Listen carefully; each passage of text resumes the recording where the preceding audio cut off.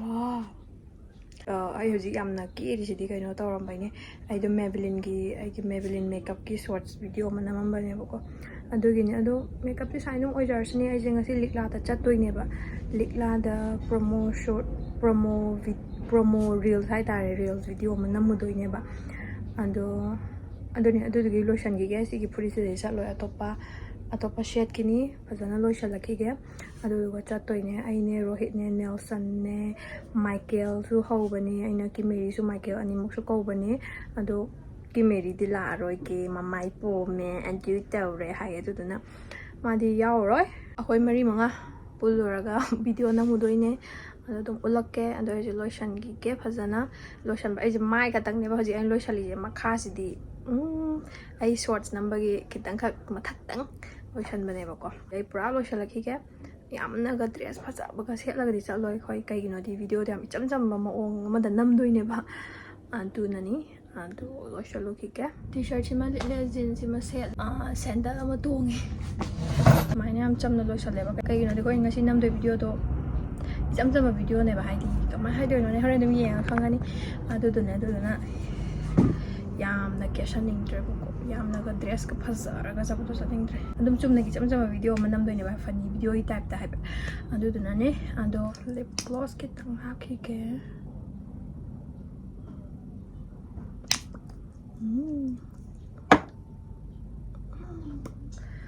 ꯑꯗꯨꯒ ꯑꯩꯁꯦ ꯂꯣꯏꯕꯗꯤ ꯂꯣꯏꯔꯦ ꯀꯩꯅꯣꯝꯃ ꯋꯥꯠꯄꯒꯨꯝ ꯂꯥꯛꯀꯨꯝ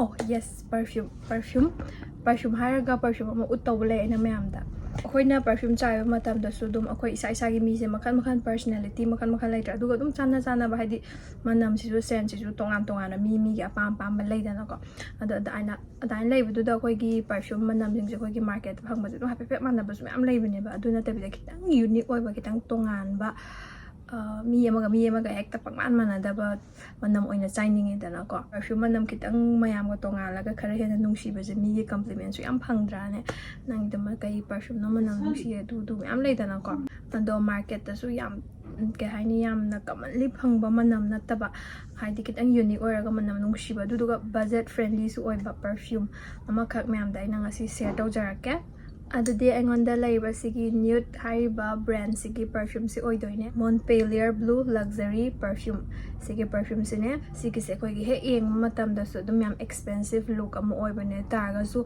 hongba hai tare yeng matam da su chaiba matam da su yamna expensive look su yam expensive oye duga chaiba manam da su khoi yam expensive feel ama piye duga yam fresh oiba ko manam se daina yam hong hai se maman kya oram do mali haiba matam da si se khoi under 500 ta phangani ko sigi perfume se khoi nupi oiba singi haidi yamna chanai hai tare ko yamna confident feel tawning ba khoi classy oiningba ka hani leidana ko yamna sophisticated oiningba do adugi damakta yam chanai ba sigi manam se sije koi any occasion gi damakta yamna perfect oire sigi perfume je koi gi adum thabak chapada adum chaiba yare adaidi kadai do ma koi ba thokpada su dum chaiba yare adum ichanda chanare ba ko ka hari adum evening outing adaidi for date adum anywhere adum chaiba yare aduga kai hai tare manam je koi chaiba matam da koi gi manam je yam khattaga yamna yam yak ulmalasu nungaite dana ko adumaina kasu tawde yamna fragrance tu yamna mild oiba duga kuina su sanga su chatleba ko ai su thok ka dore banina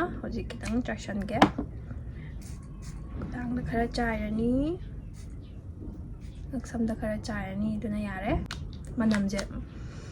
manam je khoi gi kitang fruity oiba manam asu yawe ko aidi fruity oiba sense aingonda yam pamjaiba adugi manam ju yawe ga fruity khaktang su nate floral plus fruity haitare manam se animak mix taweba ko yam packaging se su yengbiyo yam classy oidra yeng matam da aduga sta yawe se khoi gi 100 ml ne ba ko which is quite good ando mayam su perfume ja try tawbiyo moi gi sigi Neud haiba brand sigi su sigi se khatang nataba atopa mayam su atopa mayam makhan mayam leiribane ba ko perfume da ado mayam su check out tawbiyo link to agi description box hapcharamge ando holik sa isu lotion bolorabani na thok naba tawrake mabu ngaina ba habise adum 너가 그냥 티에 없는데 비디오 우러 가대 아이가 타고 타고 비디오 우러 가이세요 half ade dudu 아빠까도 half kadi ها أصلا ده كم ꯊꯕꯛ ꯇꯧꯔꯦ ꯍꯥꯏꯕꯁꯤ ꯃꯨꯛ ꯇꯥꯛꯅꯤꯡꯗꯅ ꯇꯧꯔꯤꯁꯤ نسي أدون هذا ꯑꯗꯨꯝ ꯃꯤꯅ ꯎꯔꯒ ꯍꯥꯏꯕꯁꯨ ꯍꯥꯏꯕꯗꯣ ꯑꯩ ꯊꯕꯛ ꯇꯧꯃꯤꯟꯅꯕ ꯃꯤꯅ ده ꯍꯥꯀꯥ بيت كايزة هايبا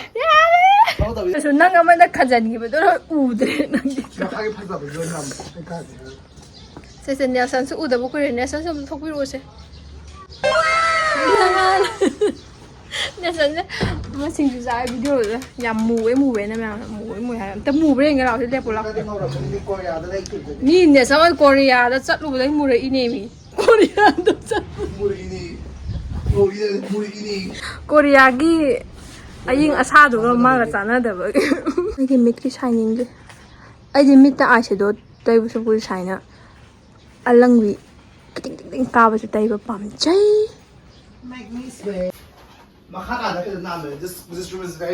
ꯁꯤ ꯇꯣꯟꯇꯣꯟꯒꯤ ꯃꯃꯥꯅꯦ ꯊꯥꯖꯕ꯭ꯔꯥ ꯌꯦꯡꯕꯤꯌꯣ ꯃꯌꯥꯝ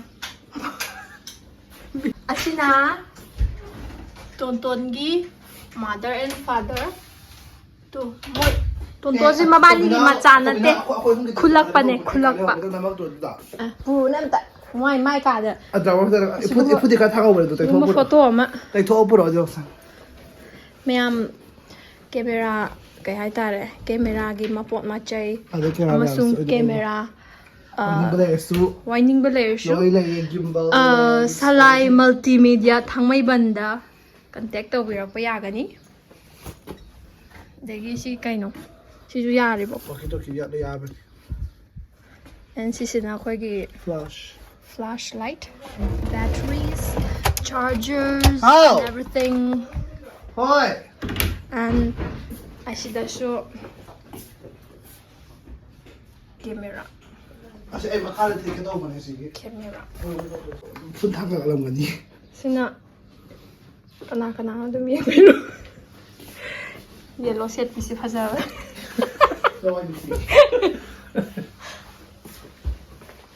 ꯂꯥꯏꯠ ꯑꯝꯇ ꯄꯨꯈꯤꯒꯦ ꯇꯧꯕꯅꯦ ꯍꯣꯔꯦꯟ ꯔꯤꯜꯁꯦ ꯅꯝꯕꯗ ꯈꯤꯇꯪ ꯃꯑꯣꯡ ꯇꯥꯅꯕ ꯎꯂꯣꯁꯦ ꯅꯪ ꯃꯥꯏꯗꯣ ꯅꯝꯕꯁꯤꯗ ꯑꯆꯥꯄꯣꯠ ꯃꯌꯥꯝꯁꯦ ꯃꯕꯨꯛ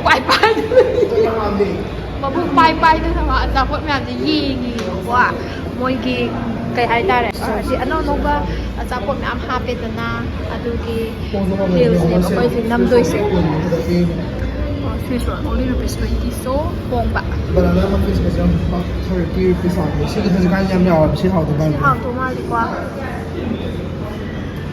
ꯁꯤꯁꯤꯗ ꯌꯥꯎꯗꯕ ꯍꯣꯏ ꯃꯌꯥꯝ ꯂꯩꯔꯤꯕꯅꯦ ꯃꯦꯅꯨꯗ ꯍꯧꯖꯤꯛꯁꯤꯗ ꯃꯌꯥꯝ ꯂꯩꯇꯕꯩꯅꯤ.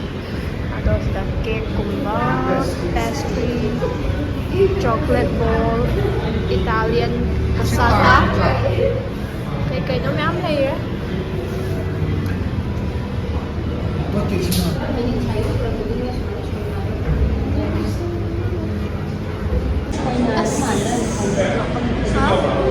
Apa? Tahu nggak? Musik yawe. Kimi dia untuk ulo ba? Kimi dia ki mic ko masih untuk ulo ba? Kupang kana ba? Game itu yang mahal kan? Aku nasi ꯂꯩꯔꯤꯁꯦ ꯂꯤꯛꯂꯥ ꯕꯦꯀꯔꯤ ꯊꯥꯡꯃꯩꯕꯟ ꯔꯤꯜꯁ ꯅꯝꯗꯣꯏꯅꯦ ꯃꯥꯏꯀꯦꯜ ꯂꯥꯛꯇ ꯋꯥꯠꯂꯤ Michael ꯊꯕꯛ ꯆꯠꯈꯤ Michael ꯍꯜꯂꯛꯑꯀꯥꯟꯗ ꯔꯤꯜꯁꯇꯣ ꯅꯝꯕ ꯍꯧꯔꯅꯤ. Let me see your garden. 그다이데이로 공나무 자대. 나네. 마네. 루파 캡피게. 정말. 살만 가기 코치. 누비 크랍 보고 비요.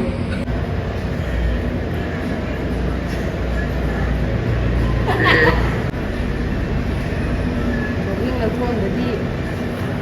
되게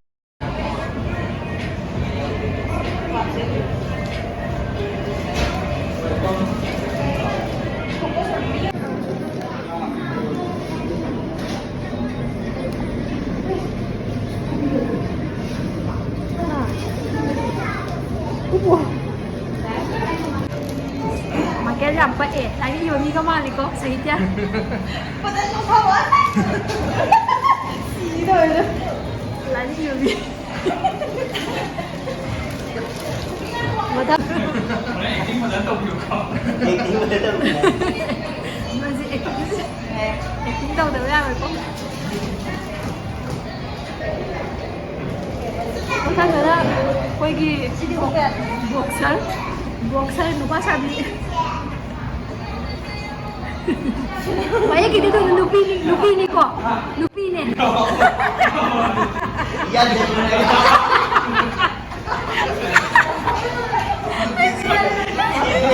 Yan din naman ba?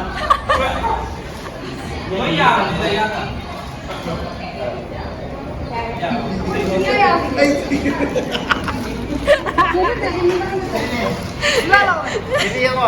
Nangze pa yan, lupino pa kagad na Hindi lang. ako. Sabi ko sa'yo, ito kilo na Sejak na iya. Ani mo siya paido, ani mo siya paido ni sana, right there. Ito juga. Ate. Hai ba ni ko? Yara. One. Gare. I want you. Milay nga ito.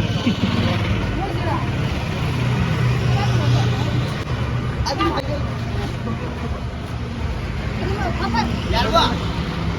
Are, acting ka mo. No. Ay, ito nga dito. I know I saw. Yan. Parang. Oh. Sit down.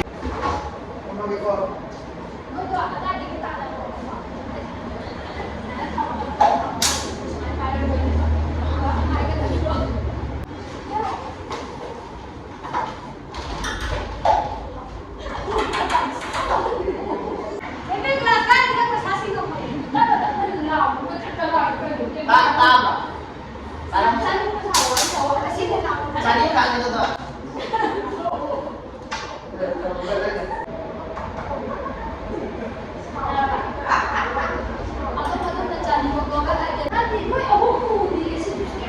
Yan lang aja lagi.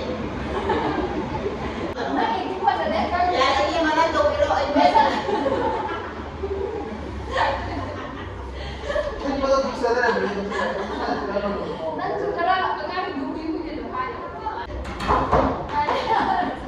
Ya bu. Gare.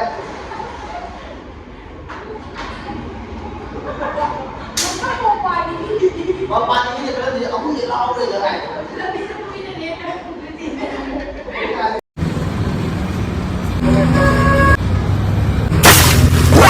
Run. Ay, ada cilera. Tahu tidak. Saya balik lagi drink, pineapple drink. This is the drink. Michael saya asapot 6 jan gitu Ay, udah ay, pada. sayang naman diba? Sala kaya dahil sabi daw. Nanda di ko, ayaw. Kimi na kita pitara mare na mai. Baji, yon hills number wa salabri sadari. Tu ta ta eba natra ma kya? Yare bu da. Ani sure. Na ta ko ja ki do ra. Sa rồi đến pa mà. Mati wang lawan ni mun ju. Sina khoi ne sa wa diam lem na sa jai. Ai Sang bili.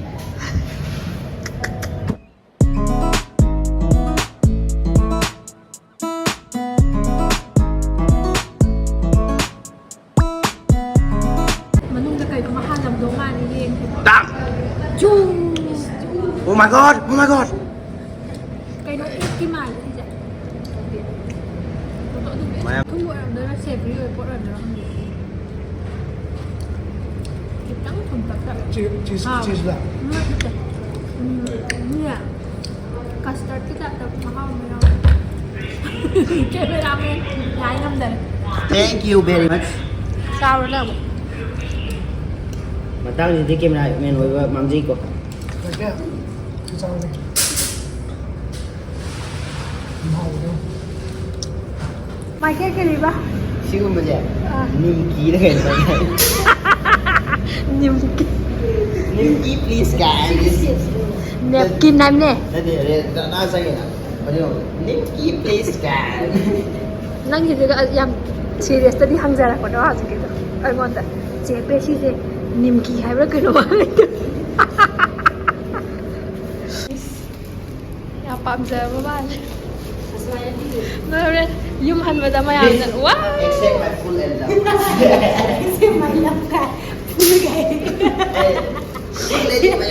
Ay cái lay do pugi ni. Aduh ay gitu. Oh ay ga ala. Thô. हाँ last जो बोल रहा है वो करना एक photo तो खींचना पड़ेगा मेरे लिए ठीक है ठीक है ठीक है बात करता है सॉरी सॉरी माय बैड करो I can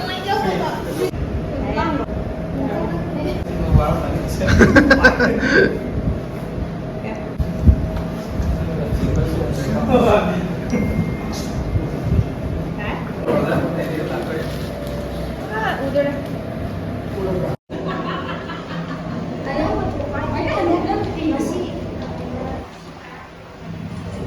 Mereka ada onda.